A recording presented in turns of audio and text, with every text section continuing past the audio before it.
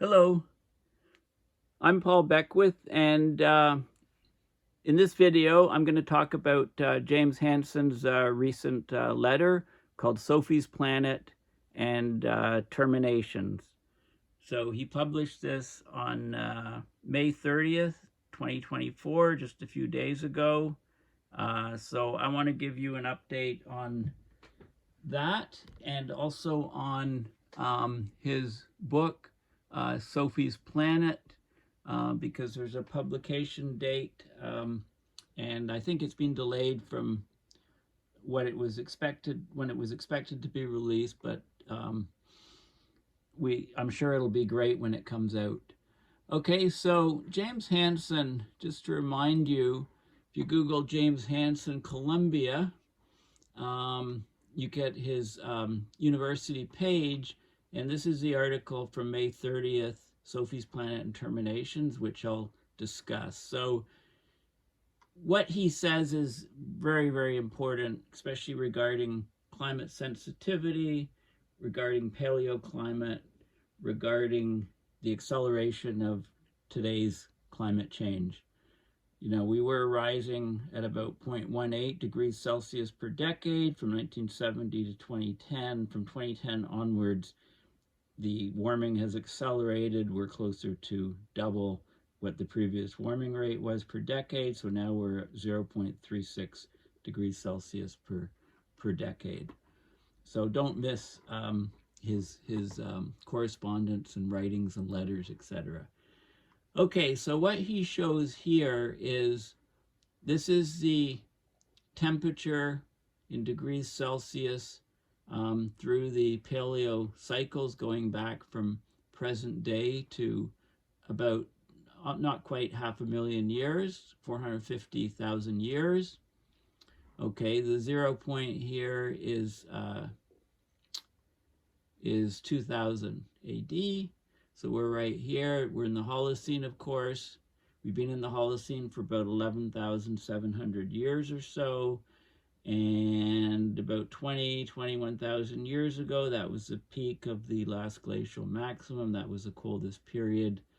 Sea levels were 400 feet lower, or, which is basically 120 meters lower, because all of the water was because of all that water in the ice that was on land.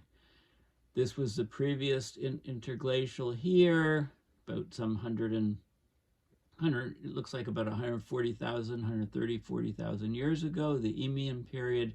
We had other interglacial periods here. So we can actually tell a lot about today's climate from these paleo records. What causes this cyclical behavior of warm interglacials, short warm interglacials interspersed with long cooling periods, glacial periods? It's basically the orbital parameters, the so-called Milankovitch cycles. We've got the tilt of the Earth varying between about 22.3 degrees tilt and about 24.5 degrees tilt. Right now, we're at this period here, we're about 23.5 degrees. Okay, so that affects, it's not the total amount of energy that hits the Earth, but it's the distribution of that energy, which then feeds back to the Earth's systems, namely the amount of ice that is formed over the planet. And the more ice there is, the higher the reflectivity, the cooler the planet becomes in this feedback spiral, feedback loop. Also, the distance between the Earth and the Sun, the perihelion, which and the eccentricity, the geometry of the orbit. Is it more of an oval? Is it more of a circle? Okay, so those are the factors that are changing on different time periods. And if you combine these three effects, we get the ice ages. We get a warm period interglacial, then we get a cooling over a long period of time, and then we get another abrupt warming to another interglacial, and that's what we're seeing. So we can learn, like I said, a lot about today's climate from these sort of things. So what does he say in this article? Well, his book, Sophie's Planet, has been discussed for quite a while, And I'm really looking forward to it coming out, and I'll just tell you that there's actually 4 chapters that you can read already in anticipation of when the book comes out. So it's being written at a pace of about 4 chapters a month. He's in the second half of the book. He's hoping to finish it in 2024, and it looks like the publication date is going to be in 2025. Okay, so if you've read his previous book, Storms of Our Grandchildren, then this is, you can get an idea for his writing style, also in these letters and things. So, I want to try to make sure I cover, any new material he puts out, thus this video. Okay, and it's geared for the non-scientist. Okay, he wants to get, it's geared to actually children and grandchildren, the future generation. What grandchildren and children do today is going to have a huge impact on what happens in the future, whether there is a future indeed. Okay, so there is a chapter which he just has released parts of, called Paleoclimate and Slow Feedback. So I'll talk a little bit about that in this video. So these slow feedbacks, they're the ice sheet buildup and ice sheet disintegration. And also, of course, we've got the greenhouse gas effect, right? When it's colder, you get more of the greenhouse gases are not in the atmosphere, they're in the ocean. So we get cooling because greenhouse gas levels are low. As we get warming, there's more of the greenhouse gases released to the atmosphere, which feeds back into the warming. So the idea of these terminations, that's these rough periods here where we get a termination of the ice, of the glacial conditions, to an interglacial, to a warm period. So these terminations are very abrupt, definitely abrupt climate change. They're relatively rapid transitions from glacial to interglacial conditions. They're very important for studying these in the past because they give us a lot of information about the physics of these slow feedbacks from both the ice formation and melting and also the greenhouse gases. So right now, of course, human-made forcing or anthropogenic forcing is driving the present transition from the interglacial, the Holocene interglacial, to, if you like, a super interglacial, a super warm interglacial. Assuming we stay with our present ineffectual emissions reduction strategy, right? Emissions continue to rise at ever rapid rates. In fact, they're rising an order of magnitude, a factor of 10 at least times faster than the natural forcing that drove these terminations, that drove these rapid changes from glacial to interglacial periods. The ongoing transition, of course, will be much faster than the past terminations because of the order of magnitude faster increase in the emissions. Okay, so to understand the physics of slow feedbacks, right, there's a lot of people that don't recognize how much we actually know from the Earth climate history, the paleoclimate records. So paleoclimate data shows how sensitive climate is to the forcings and the magnitude of the consequences if the forcings are left in play long enough to bring these slow feedbacks to occur. Okay, so there's a couple chapters in the book on paleoclimates. Okay, so he talks a little bit more about this book that he's writing. Why write a book that mixes climate science with a recounting of energy and climate policy, right? And his argument is that if mistakes of the past are not appreciated, how are we going to achieve a stable, beneficial climate for future generations? Many people today argue that that boat's already sailed. We can't do anything at the moment. Okay, his audience is basically young people, grandkids, kids. He's enthusiastic about the ability of young student leaders to understand the climate situation and support the sort of policies that are needed. Okay, so that's the whole idea behind his work. Okay, global fossil fuel emissions are which of course they're rapidly rising at ever record level rates. They won't begin to decline rapidly until there's a rising fee on carbon emissions on a near global basis via border duties on products made from fossil fuels. He talks about two related matters, one old and one new. The old one is nuclear power. The new one is the increasingly likely possibility that young people will need to take purposeful actions to cool off the planet faster than is possible with even the most aggressive phase down of emissions and removal of greenhouse gases. So he's talking about solar radiation management. I call it SOS, solar optimizing solutions. He said he had no strong opinion about nuclear power when he began to be interested in energy policies about 25 years ago. He'd travel with, give talks to environmentalists. Some things they said about nuclear power clearly did not have a scientific basis. There was a huge opposition to nuclear power. The strategy to kill nuclear power by making it so expensive that nobody wants it, based on the material costs of a nuclear power plant and the fuel costs of the fuel, nuclear power should be our cheapest energy, right? But, it was made as expensive as possible. The dangers were overemphasized, I think. And, basically we're looking, now we're kind of saying, well, we have to count on 100% renewables, right, to replace fossil fuels. Right? Who says we have to use 100% renewables? Right? So he talks about, the de facto, we made a decision for young people and future generations via the hidden, unlimited subsidy of renewable portfolio standards.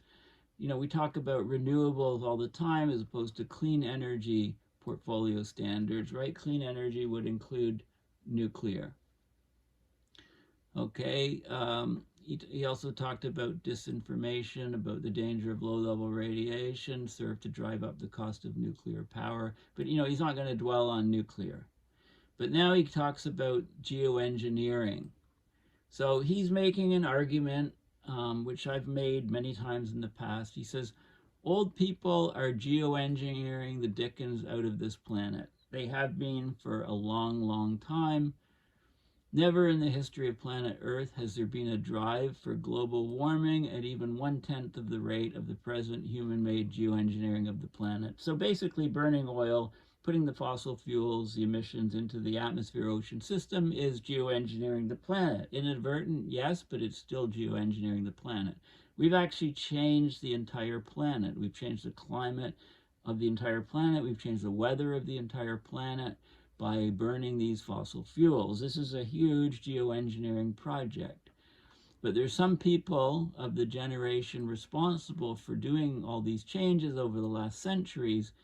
They believe they have the right to prevent the investigation of the options to phase down the massive geoengineering that the old geezers imposed on young people and future generations. Okay, so this is kind of like the work to, kind of like the interruption of the work to drive down the cost of modern nuclear power. Just as young people today have been denied the option of ready, low-cost modern nuclear power to complement intermittent renewable energies, so young people tomorrow may be denied the option of a life jacket in the event that accelerating climate change drives the climate system toward the point of no return. And here we are in 2024. We're rapidly approaching major tipping points in the Earth climate system. First and foremost, the collapse of the AMOC. He talks about how, he wrote this article, Global Warming in the Pipeline, updated the research for the organization CSAS, Climate Science Awareness and Solutions. And he says there was a hack article that was aimed at him, criticizing the geoengineering stuff. And he says that basically their funding dropped to a fraction.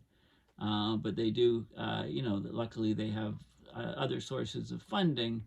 He talks about one of his longtime colleagues, Makiko Sato, retiring, saying, how are we going to possibly replace her? They're looking for an entry-level person.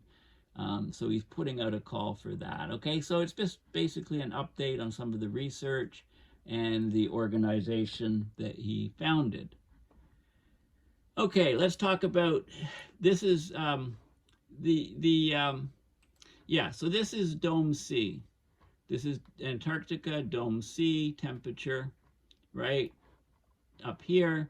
And here's Dome C in Antarctica. You can go on Google Earth and just put Dome C, Antarctica. It's Concordia Station, Antarctica. So this is an upper view of it. You know, Antarctica is huge. This is minuscule, but it's an area of high elevation. It's also called Dome Cirque, Dome Charlie, or Dome Concordia. It's at an elevation of 3,233 meters above sea level. It's one of several peaks or summits or domes on the Antarctic ice sheet. So you can drill down to the bedrock and get the longest possible core, ice core, to get all your paleoclimate information going back the furthest amount of time possible. And it goes back, Dome C, it goes back almost 800,000 years. It's only showing 450 there, but it goes back further than that. So that's where it is. Of course, he wrote Storms of My Grandchildren, the truth about the coming climate catastrophe and our last chance to save humanity. It was his first book, published in 2009. So it's a while ago now, it's dated, so I'm really looking forward to his new book. This book was very impactful in my climate change education. I read it multiple times. Okay, he doesn't pull any punches. The book actually was quite a hit at the time. You know, very, very important book. If you haven't read it, get a copy and have a look at it while you're waiting for Sophie's Planet to come out. Now, more on Sophie's Planet, a search for truth about our remarkable home planet and its future.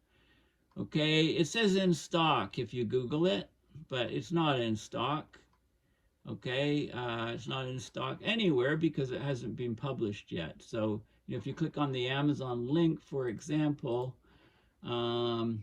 it's due on September 9th, 2025. So we still have to wait quite a while.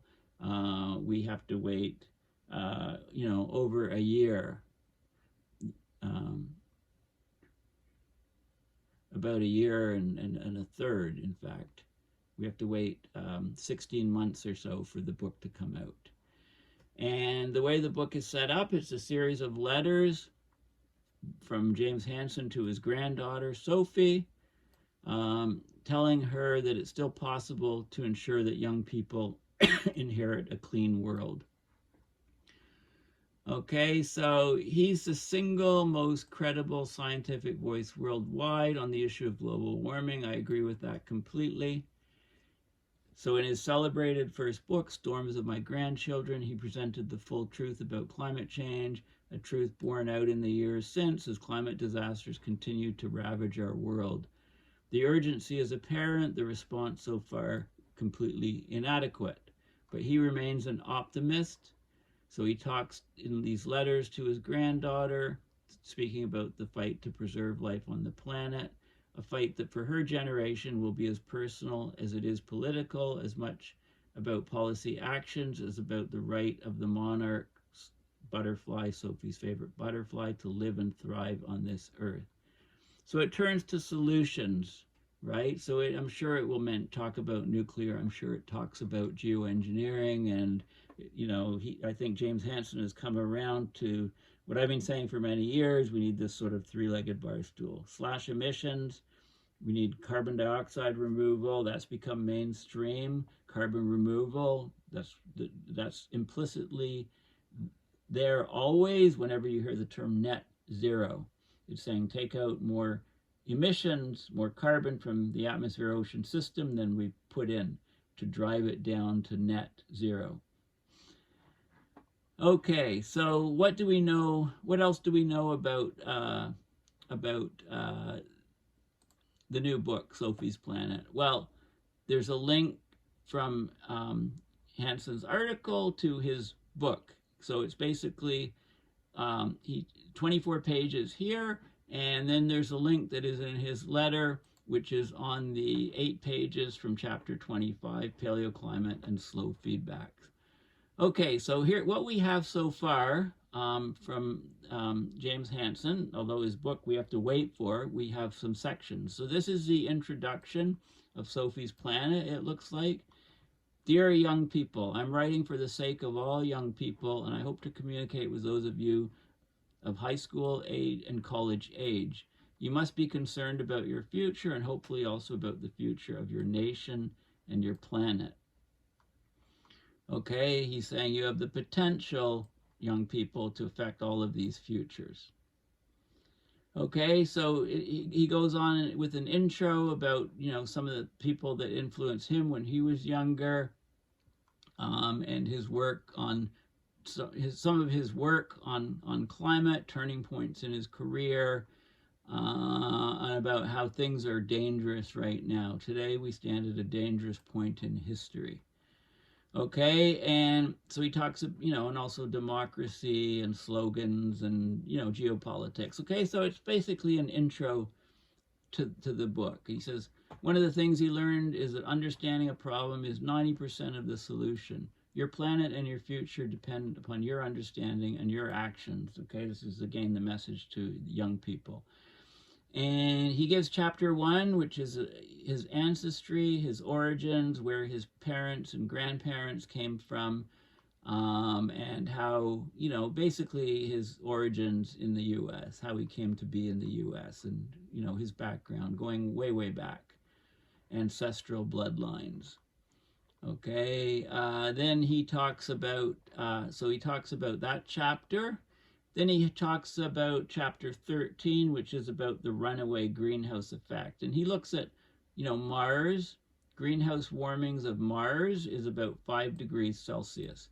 Earth, of course, 33 degrees Celsius. Without the greenhouse effect, we would be about minus 19 degrees Celsius, just a cold rock floating through space. Because of the greenhouse effect, we're 33 Celsius higher than that minus 19. Okay, we have a nice, comfortable, stable, you know, stable temperature. Not stable, we're rapidly increasing it. And then he talks about the greenhouse effect on Venus, which kind of went nuclear, you know, 500 degrees Celsius, huge greenhouse effect on Venus, you know, huge temperatures, uninhabitable, of course. So the Goldilocks planets, Mars, Venus, and Earth, too cold, too hot, and just right. They provide a nice set of planets to illustrate the greenhouse effect. So he talks about the greenhouse effect and runaway effects and, you know, some of the physics behind it. And then he talks about, he gives a chapter 20, on greenhouse giants. So he talks about physicists who were instrumental in first understanding the greenhouse effect, radiative effects on Earth. There's John Tyndall, Svante Arrhenius, and Guy Callender, you know, 3 of the giants in this research, and he talks in more detail about them and other people. Okay, some more recent people, Roger Revelle, David Keeling, you've heard that name, Keeling, the Keeling curve in Hawaii. Wally Broker very, very famously said that we're basically poking climate with a stick and we don't know how it's going to respond. It's basically an angry beast. And another guy, Manabe. Okay, so he talks about their contributions to our understanding of climate and the greenhouse effect. And then the last thing is, you can read this chapter 25, which goes into the physics. So this is the Dome Sea temperature, again, on Antarctica. This time it's going back 800,000 years. That's the thickest, that's that ice core, you know, going all the way through the ice down to the bedrock, extracting the data from that ice core, gives us, we can get the temperature from the isotopes, we can get the CO2 from the bubbles, concentration from the bubbles, and you see these interglacial, glacial, interglacial periods, the Eemian and the Holocene. Okay, the previous glacial maximum, the last glacial maximum.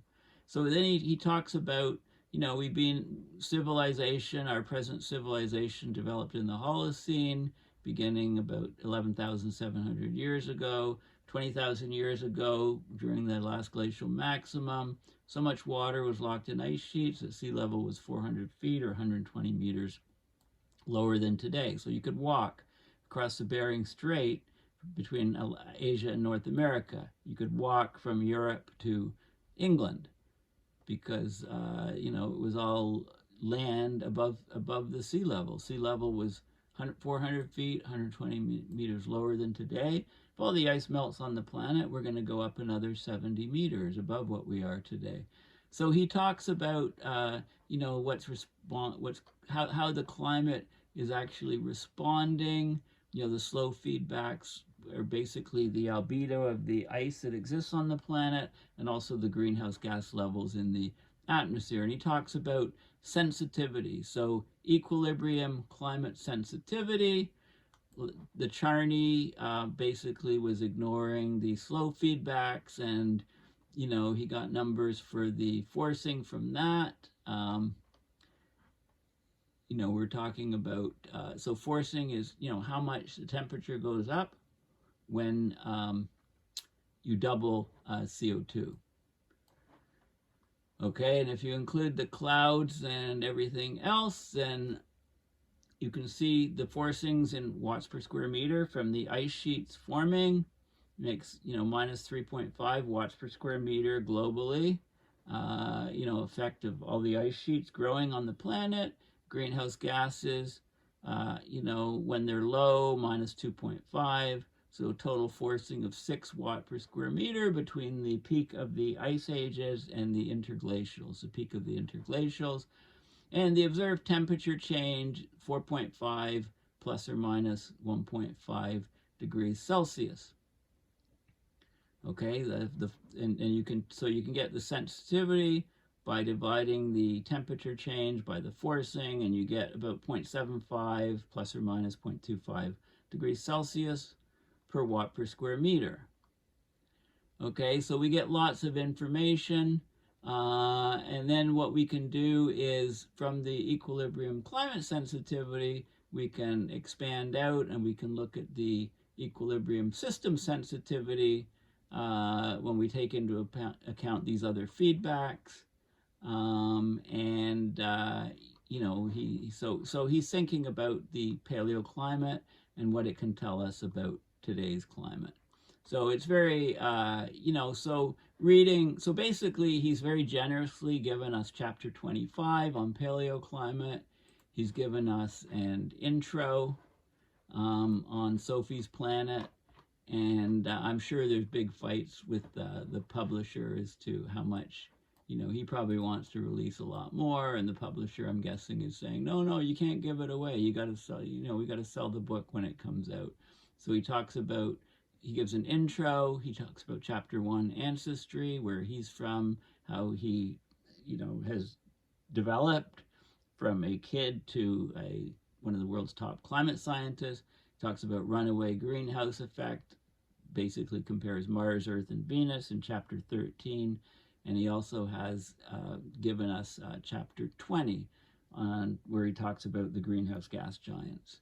So, like I say, you really don't want to miss work that comes out from Dr. James Hansen. Thanks for listening. Please go to my website, paulbeckwith.net, and donate to my PayPal to support my research and videos. I'm also on Patreon if that's easier for you. Thanks for listening, and bye for now.